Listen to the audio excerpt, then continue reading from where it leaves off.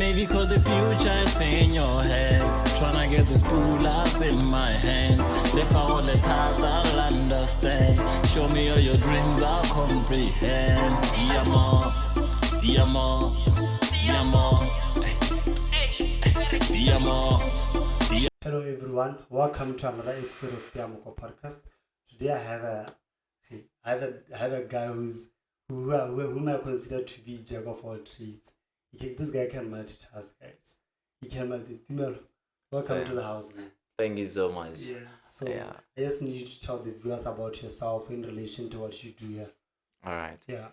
My name is Tumelo Asele. I'm a leadership consultant for Tumelo Asele JR or Tumelo Asele Junior.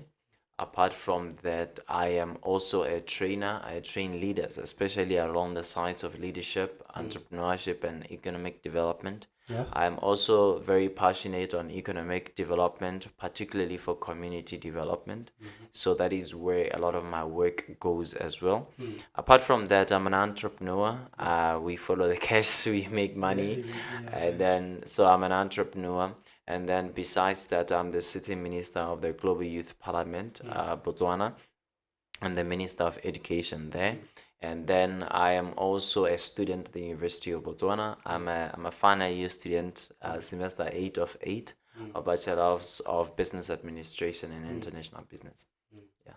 Okay, so I mentioned that when I started, I mentioned that you are a multitasker. So please, can you tell me how you're able to juggle those things around? I mean, you're a student, you have so many businesses and stuff like that. How are you able to juggle things around and manage your time? How do I manage my time? I want to be honest with you. Yeah. When I became an entrepreneur, I've always been a business person. But when I became an entrepreneur and I started pursuing entrepreneurship, I realized that it does not come easy. It comes through a painful process. And part of it is fatigue.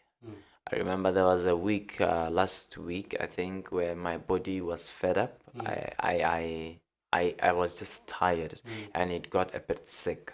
But it was just because of fatigue. It's because we go through life and we sacrifice our sleep. We sacrifice our social time because we want to focus on what we think truly matters. Not that the other things are not important, but maybe because they can be postponed and seen at a later stage, so that we seize the opportunities that are there. So I manage by allotting times to what I do. I would know this today I'm working on this projects, and tomorrow I'm working on those other projects, and this other time I'm focusing on being a student. For example, from morning around 8 a.m. to around 3 p.m. I'm a student. I focus my efforts on being a student. Every Thursday evening or night I'm a student. That is the time I focus on school and everything. So it really takes a lot of discipline and a lot of hard work as well. Yeah. Okay, so would you advise someone to engage in a lot of projects like you do, or you'd say it's a bad thing to do? Once you are in, you are in. Unfortunately, once you are in, you are in. Tobo Kerekan said something very, very catchy the other time. He said, entrepreneurship is not for everyone. If it's not for you, leave it. I think the same thing goes for projects. My idea of how I do my work is based on projects. I will focus on one project where we do it gets done, I go into the next. But the unfortunate thing that I have realized is that I tend to do a lot of them at the same time. I just can't stop. Because when I am you're managing. And when I get to do two, I feel like it's not enough. It is not engaging for me enough. It's and then I get to do three. But over time I'm now learning to focus because now I've stepped into entrepreneurship. The world is a bit different. So in this world, you focus on one particular thing, you make it successful, and then you go into the next. So that is how I'm cutting a bit. So it depends what you are doing and what you are capable of. When you see there are things in your life that truly matter. For example, for me, it's academics. If ke bona gore ekare, my academics are going down, then I know I'm doing a lot of projects, and therefore some of them have to go. And so that I don't get to sacrifice the things that truly matter. And then in my entrepreneurship journey, I know there are projects that truly matter, that the most important ones. So if those ones tend to suffer, I know it's time to let go of some. So I try to be the best at all that I do, but when I see that the other one is not working, I let it go. Yeah. Yeah. Okay, so I want to know, have you ever got to a point where you felt like I need to leave school and just focus on entrepreneurship?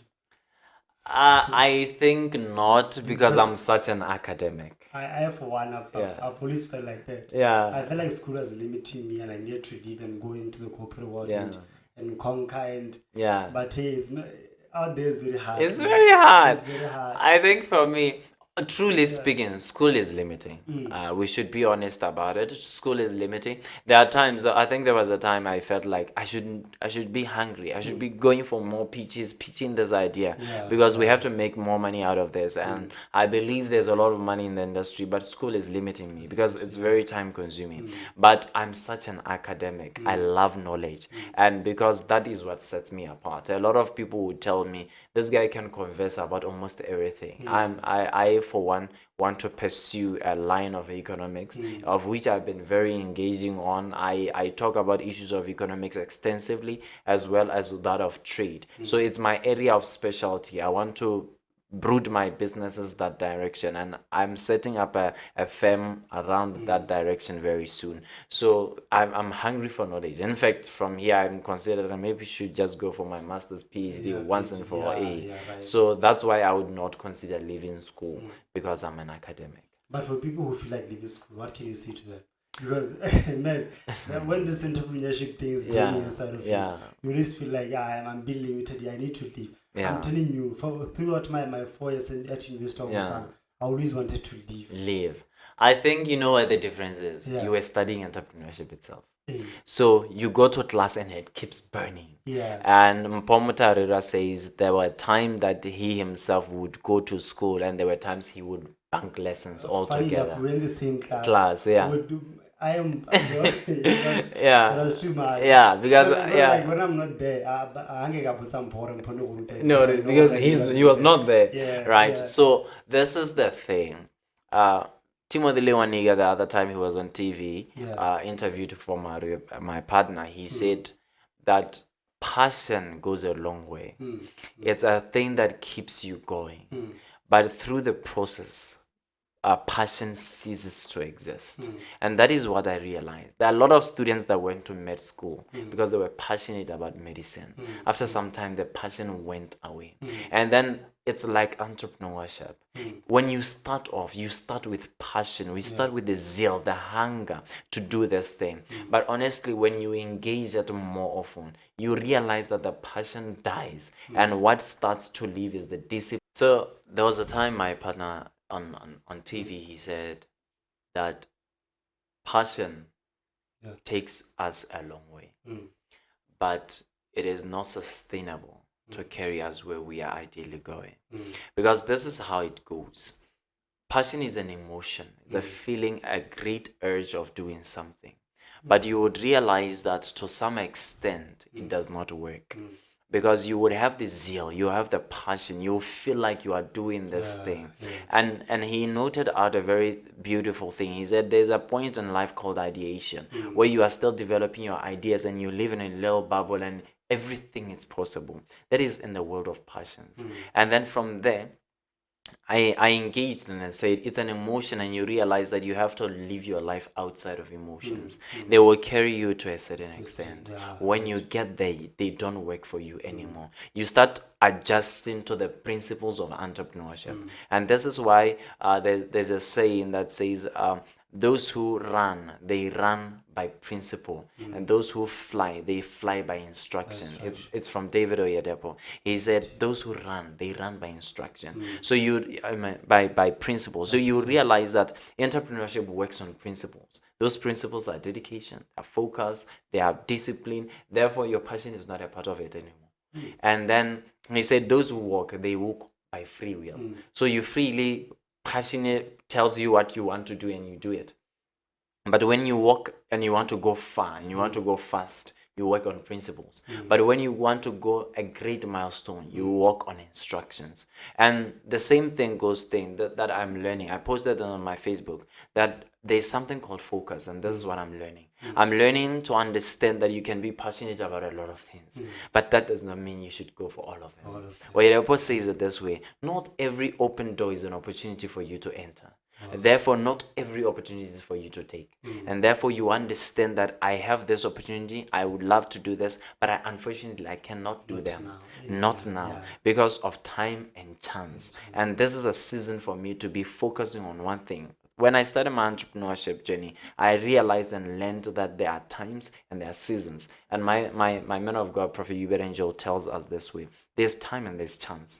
Be sure to know where you are in terms of your timing, and make sure that you are awake to the chances of you taking whatever opportunity that you have to be taking, lest you find yourself doing what you have no business doing, simply because you are passionate about it.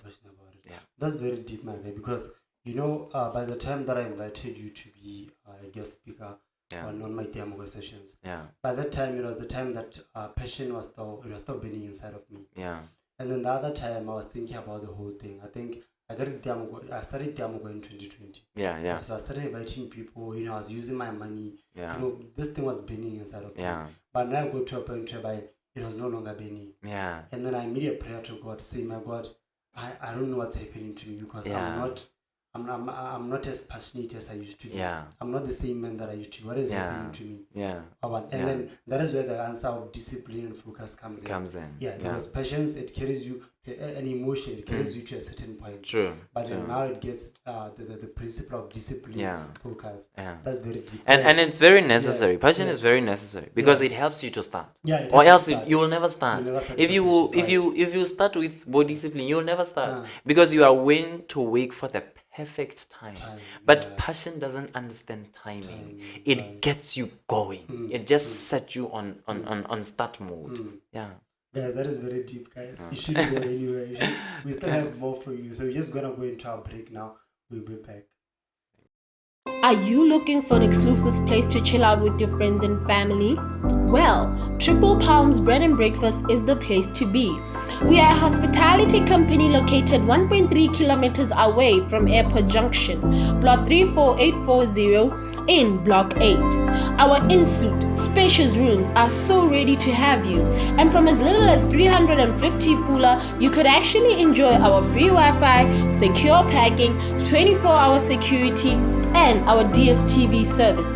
For more information, make sure that you contact us on 72123360 or 74530893. Connect with us on Facebook at Triple Palms Bread and Breakfast. Now tell me, we can do your Nomutsana with Jalagay, because at Triple Palms Bread and Breakfast we are ready to have and serve you. Real value for Zakaya. Welcome back, guys. Welcome back. Please do not forget to subscribe. Come on, tell them to subscribe. Your people, especially, talk to them. Ladies and gentlemen, yes, make sure you subscribe to TiaMoko. Make sure you subscribe to this podcast, guys. And make sure to hit the notification bell. And also, if you like the video, make sure to hit the like button and comment. Yes, it helps with the algorithm of YouTube. So, Magayano, I need us to talk about the leadership issue. So please, can you break it down? What real leadership is? Leadership is very, very broad, and I will take my perspective of it as a consultant. I view leadership as the ability to influence others. But most importantly, I take leadership as a responsibility bestowed in a man to solve problems that people go through in their immediate community. So that is to say, if I am a leader, I have to, for you to call me a leader, is for me to identify a problem that is there, and I am taking necessary steps to solve this particular problem. And in that way, I'm influencing other people also. So that is my concept of leadership. Okay. So I want to know, can can anyone lead? Is leadership for everyone? Are we all born to be leaders, or what's happening there? Yeah. There's a big argument that has been going for centuries. Are leaders born or made? I think this question is like that. But my answer is that I'm a Christian, so I believe in predestination. And I believe that God makes men before time and he allots them to what they have to do before time. Therefore, the Bible says, I knew you before you were born. I know the plans that I have for you. But my opinion on that is that everyone can lead, but not everyone can lead. So it's not for everyone, but anyone can try it. So you can go for it and you can be trained. There are people who are great leaders who were trained to be leaders. Ideally, they were never in the path of leadership. And there are people who got into leadership by passion. They were just passionate enough to see this thing and they went into it and they grew on it. And then there are people who are born leaders. These are people who are leaders without trying, without any effort. When they are with other people, they automatically get influence. That's how I am a leader. I'm someone who is a born leader. You put me in any space, I will lead it. I give force. And then there are people who I know that are passionate leaders. They get into spaces because of interest, because of passion, because of enthusiasm. And then they get the opportunity to lead. And when they lead, they do well. And that's how they continue to lead. And then there are people who were trained to be leaders because of circumstances that were around them. They were forced to be leaders, and then they became leaders. So this is how many people become into leadership, these three ways.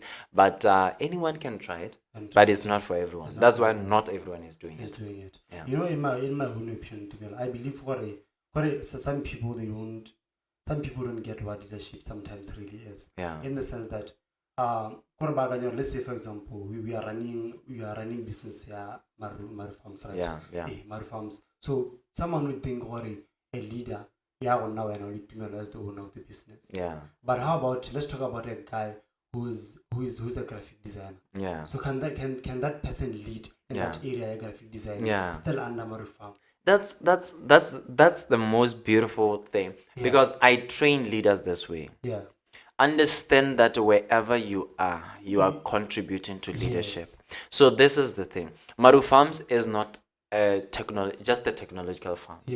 It's an idea of a leader who wants to feed the nation, but also understanding the national crisis that we are in, called climate change. So we have a terrible issue of climate change, but we have to feed the nation even despite climate change. So we cannot produce because of climate change, but we have to produce so that our people will eat. So we have a food energy crisis, and this is what we are solving, and we find Maru Farms as a solution to that problem. But while contributing to this problem, understand that we have what we call a value chain. This is a leader who understands that. But to make this happen, they bring on board other people. They bring business developers like myself, who will say, okay, fine, for us to make this to become a business and a legitimate solution, let's break it down this way. And then you have a graphic designer who contributes to this. And this is what I keep saying. Everyone who is in their profession, they are a leader in that profession. All of us are blind in graphic design. You who are in the profession knows better. And therefore, we need your opinion on telling us on how it has to be done. Every one of us is blind in terms of medicine. We know nothing. But the guys who are doctors, these are leaders in terms of the medical fraternity. And they are responsible, because they are leaders, they are responsible of letting us know of how to live our lives in relation to medicine, what to eat, how to eat. For example, the dietitians are responsible for telling me that I should eat chocolate while studying, because it boosts my brain capacity, right? So I would never know these things if no one tells me. And it's a responsibility of a leader to solve a problem. In this case, ignorance in every field, and through influencing others. That means they have to tell me I have to change for the better. Then they are leading. Beautiful. I know when I read the whole misconception about leadership is making people think, because Yeah. we have so many employees in different companies and they're dragging their feet because they believe company. Yeah. So you understand? Yeah. So I know they just become these bad employees and they're costing those companies a lot. A lot. You know, I learned, I keep saying I learned from the best. You should search out for a man called Tata Onedichaba. Mr. Tata Onedichaba is the founder and director of Ditech in our country. This is the Steve Jobs for Botswana. In that man's company, every Friday, he comes and explains his vision to every employee. Even to the guy who is, okay, this is a Ditech brand. I was there when these guys were building a cell phone, Ditech. So even the guys who closes the screws inside of a Ditech phone, they know where they are going. They know the vision. Because the guy who carries the vision comes to them and explains the vision every week, every Friday. And not only that, he explains how they are going to get to that vision. So he tells them, our idea is for us to have a ditech as this, and as that. And then for us to achieve this, right now, this is where we are. In the next 2 years, this is where we will be. In the next 6 months, we are working so that we can achieve what we want to achieve in the next 2 years. So you know what that creates in an employee? They understand that I have to get everything that I know right now in this company, so that when the next evolution of this company's change comes, I'm also a part of it. Because if I'm let's just give an example. If we are at a point where we are assembling this phone, and yours is just to close the screws, and yours is to put this part, and then another phase comes where you now start to manufacture the screens. And if you do not know how to close the screens, you will not be necessary in the next phase. So you better know, because you know that this company is an evolution. It's a tech company. It's evolving. And when it evolves, you want to be a part of it. And this is how Mr. Satlarat Sosa keeps on saying, the reason why people are being laid off in jobs is because they have lost the relevance in their jobs. And this is why it's necessary wherever you are working, for the guys who work for TiaMoko, or for the guys who work for Raymond, or for the guys who work for Marfarms, or for the guys who work for Tumelo Asele Jr. They have to understand that we are constantly changing. And as a result, you have to be up to date. Understand the vision of the organization you are in, lest you find in the next transformation phase, you will not be relevant. And in corporate or in business or in the private sector, when you are not relevant, you go.